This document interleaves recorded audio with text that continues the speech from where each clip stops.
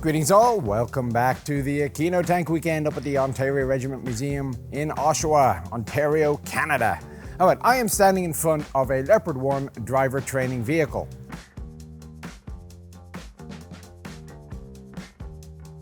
And yes, I'm waiting for the YouTube comments down below saying no, it's not a driver training vehicle, it is a driver training vehicle, trust me. But one of the things they learned over the periods of tank usage before Leopard was designed, in fact just a little bit before, was that it was advantageous to be able to quickly remove an engine and powertrain, it's called a power pack in total, in order to access it for maintenance. So when it's out, you can access all parts of the engine, or if you don't have time to repair the engine, just pull out one engine, drop a new one in. Vehicle like this, you probably do it in less than an hour. So what we're going to do, we're going to climb up, you're going to look down, you can see the well of the engine bay, which is completely empty. You see a couple of parts of the tank you don't normally see, and then we'll have a quick look at the engine on the ground hop stand. Right, so volume is critical inside a tank because every unused cubic inch of space has to be protected by armor unnecessarily. So if you look at this engine bay, you see it is absolutely massive. I mean, let alone put an engine in there, you could probably fit a small car. Smart car definitely would fit actually. And the idea is that every part of this engine bay is filled with engine or powertrain components.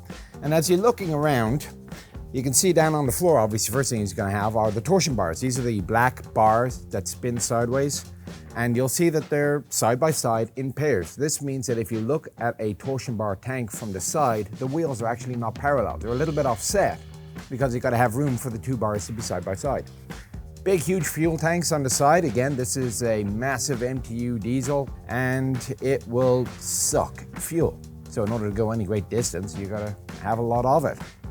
You can also see connecting points. So down at the base here are basically guide lugs for the engine to sit into to make sure it's aligned correctly. And the most critical thing obviously it has to align to are the final drives, which are these two components back here. And you can see when we go over to the engine where they mesh in. So there you go, you can see that cavernous engine bay. Let's have a quick look at the engine. Okay, so here we are in front of the Mtu Engine and Powertrain.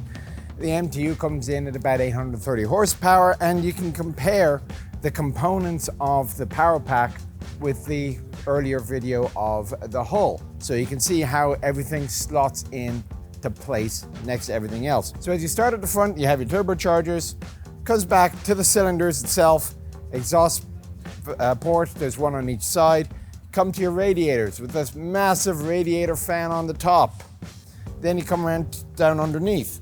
And these are these final drives that I had mentioned have to be carefully aligned. All the power of the tank that powers the sprockets comes through this one single cog. So you can imagine how critical and sensitive that can be. It has to be very well made.